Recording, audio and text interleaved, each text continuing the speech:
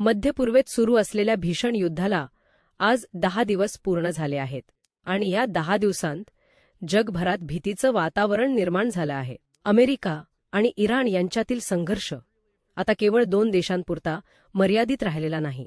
या युद्धाची झळ तेहरानपासून दुबईपर्यंत आणि आखाती देशांपर्यंत पोहोचली आहे।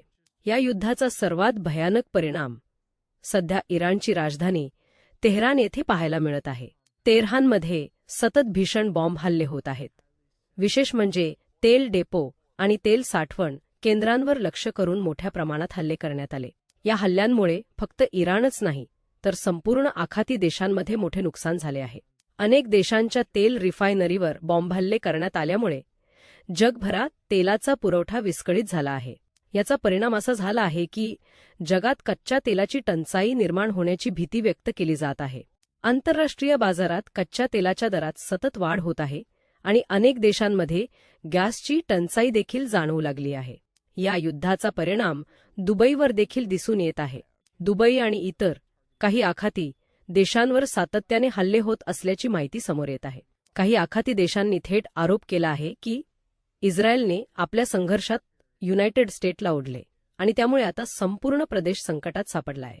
माहितीनुसार 28 फेब्रुवारी रोजी इस्रायल आणि युनायटेड स्टेट्स यांनी मिळून इराणवर मोठा हल्ला केला। या हल्ल्यानंतर युद्ध अधिक तीव्र झाले आणि आता सलग 10 दिवसांपासून भीषण हल्ले सुरू आहेत। या युद्धाबाबत आता मोठं विधान करण्यात आलं आहे।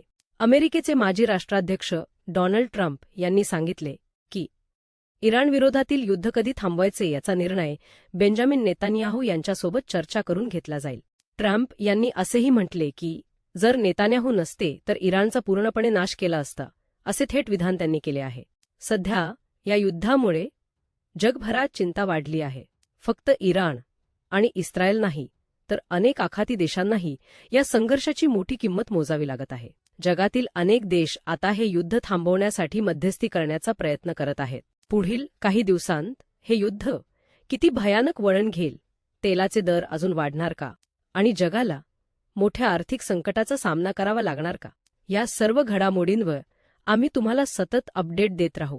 अशाच मोठ्या आणि ताज्या बातम्यांसाठी चॅनलला सबस्क्राईब करा आणि व्हिडिओला लाईक करा।